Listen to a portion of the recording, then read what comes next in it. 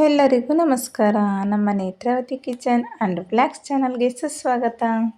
ಇವತ್ತು ನಾವು ಐಲೆ ಮೀನು ತವಾ ಫ್ರೈ ಮಾಡೋಣ.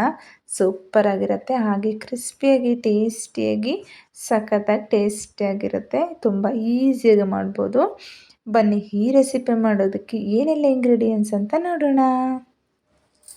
ಇಲ್ಲಿ ನಾನು ತಗೊಂಡಿರೋದು 2 ಸ್ಪೂನು ರವೆ, ದೊಡ್ಡ ಸ್ಪೂನಲ್ಲಿ 2 ಸ್ಪೂನು ನಿಂಬೆ ರಸ ತಗೊಂಡಿದ್ದೀನಿ, ಅರಿಶಿಣ ಪೌಡ್ರು, 2 ಸ್ಪೂನು ಅಕ್ಕಿ ಹಿಟ್ಟು, ರುಚಿಗೆ ತಕ್ಕಷ್ಟು ಉಪ್ಪು, ಖಾರದ ಪುಡಿ, ಖಾರ ನೋಡ್ಕೊಂಡು ಹಾಕ್ಕೊಳ್ಳಿ. ನಾನು 1.5 ಸ್ಪೂನ್ ತೊಗೊಂಡಿದ್ದೀನಿ. 1 ಸ್ಪೂನು ಧನಿಯಾ ಪೌಡ್ರು, ಅರ್ಧ tea spoon garam masala powder, 2 spoon ಶುಂಠಿ ಬೆಳ್ಳುಳ್ಳಿ ಪೇಸ್ಟು, ಅರ್ಧ ಟೀ ಸ್ಪೂನು ಕಾಳು ಅಜ್ವೈನ ಅದನ್ನು ಪುಡಿ ಮಾಡಿ ತಗೊಂಡಿದ್ದೀನಿ, ಜೀರಿಗೆ ಪೌಡ್ರು ಅರ್ಧ ಟೀ ಸ್ಪೂನ್ ತೊಗೊಂಡಿದ್ದೀನಿ. ನೋಡಿ, ಇಲ್ಲಿ 6 ಪೀಸಸ್ಸು ನಾನು ಐಲೆ ಮೀನುಗಳನ್ನ ತಗೊಂಡಿದ್ದೀನಿ.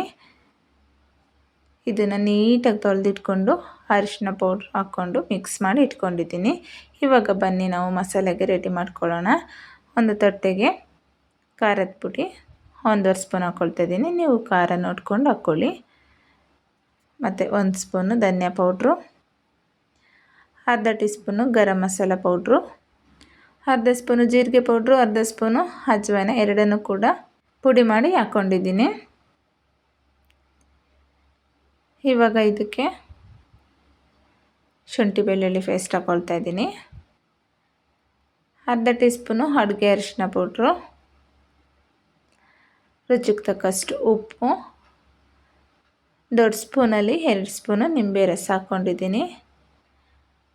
ಅಂದರೆ 1 ನಿಂಬೆ ಹಣ್ಣನ್ನು ನಾನು ರಸನ ತೆಗೆದಿಟ್ಕೊಂಡು ಹಾಕ್ಕೊಳ್ತಾ ಇದ್ದೀನಿ. ಮತ್ತು ಇದಕ್ಕೆ ಸ್ವಲ್ಪ 1 ಸ್ಪೂನ್ ಆಗೋಷ್ಟು ನೀರನ್ನು ಸೇರಿಸ್ಕೊಂಡು ಚೆನ್ನಾಗಿ ಈ ರೀತಿ ಪೇಸ್ಟ್ ರೀತಿ ನಾವು ರೆಡಿ ಮಾಡ್ಕೊಳ್ಬೇಕು.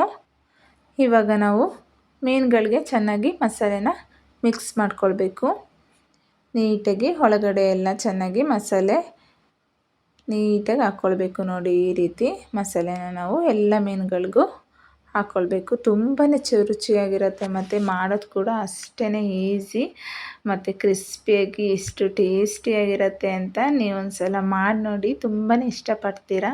ಹಾಗೆ ಮಸಾಲೆ ಎಲ್ಲ ಮಿಕ್ಸ್ ಮಾಡಿಕೊಂಡು ಇದನ್ನು ಒಂದು 20ರಿಂದ 30 ನಿಮಿಷ ನೀವು ಹೊರಗಡೆ ಬಿಡಿ. ಫ್ರಿಡ್ಜ್ ಇದ್ದರೆ ಒಂದು 20 ನಿಮಿಷ ಇಟ್ಟಿದ್ರೆ ಸಾಕು, ಸೂಪರಾಗಿರುತ್ತೆ. ಇದಕ್ಕೆ ಇವಾಗ ಒಂದು ಕ್ಯಾಪ್ನ ಕ್ಲೋಸ್ ಮಾಡಿ ನಾನು ಒಂದು 20 ನಿಮಿಷ ಫ್ರಿಡ್ಜಲ್ಲಿ ಇಡ್ತಾಯಿದ್ದೀನಿ. ಇವಾಗ ಒಂದು ಪ್ಲೇಟ್ಗೆ ಅಕ್ಕಿ ಹಿಟ್ಟು 2 ಸ್ಪೂನು, ರವೆನ 2 ಸ್ಪೂನ್ ಹಾಕ್ಕೊಂಡು ಚೆನ್ನಾಗಿ ಮಿಕ್ಸ್ ಮಾಡ್ಕೊಳ್ಳೋಣ. ಇದು ಮಾಮೂಲಿ ನಾವು ಉಪ್ಪಿಟ್ಟು ಮಾಡ್ತೀವಲ್ಲ ಅದೇ ರವೆ ಮತ್ತು ಅಕ್ಕಿ ಹಿಟ್ಟು ಹಾಕಿ ಕೋಟಿಂಗ್ ಮಾಡೋದ್ರಿಂದ ಸಖತ್ ಕ್ರಿಸ್ಪಿಯಾಗಿ ಬರುತ್ತೆ ಮೀನು ಫ್ರೈ. ಹಾಗಾಗಿ ಈ ರೀತಿ ಒಂದು ಸಲ ನೀವು ಮಾಡಿ ನೋಡಿ, ತುಂಬಾ ಇಷ್ಟಪಟ್ಟು ತಿಂತೀರಾ. ಮತ್ತು ರವೆ ಮತ್ತು ಅಕ್ಕಿ ಹಿಟ್ಟು ಕೋಟಿಂಗ್ ಮಾಡೋದ್ರಿಂದ ಮೀನು ಫ್ರೈ ತುಂಬಾ ಚೆನ್ನಾಗಿ ಕ್ರಿಸ್ಪಿಯಾಗಿರುತ್ತೆ, ಹಾಗೆ ಮಸಾಲೆ ಕೂಡ ತುಂಬ ಚೆನ್ನಾಗಿ ಹಿಡಿಯುತ್ತೆ. ಇವಾಗ ನೋಡಿ, ನಾನು ಫ್ರಿಜ್ಜಲ್ಲಿ ಒಂದು 20 ನಿಮಿಷ ಬಿಟ್ಟಿದ್ದೆ.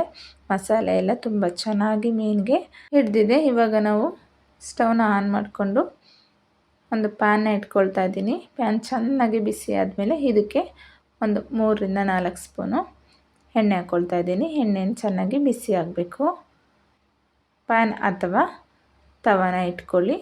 ಇವಾಗ ಎಣ್ಣೆ ಚೆನ್ನಾಗಿ ಬಿಸಿ ಆದಮೇಲೆ ಮಸಾಲೆ ಮಿಕ್ಸ್ ಮಾಡಿರೋ ಅಂಥ ಮೀನನ್ನು ತಗೊಂಡು ರವೆ ಮತ್ತು ಅಕ್ಕಿ ಹಿಟ್ಟು ಮಿಕ್ಸ್ ಮಾಡಿದ್ವಲ್ಲ ಅದಕ್ಕೆ ನಾವು ಈ ರೀತಿ 2 ಸೈಡು ಒಂದೊಂದು ಸಲ ಮೀನಿಗೆ ಆ ಪೌಡ್ರನ್ನು ಈ ರೀತಿ ಕೋಟಿಂಗ್ ಮಾಡೋಣ. ಈ ರೀತಿ 2 ಸೈಡು ಒಂದು ಸಲ ಕೋಟಿಂಗ್ ಮಾಡಿ ನಾವು ಫ್ರೈ ಮಾಡ್ಕೊಳ್ಬೇಕು.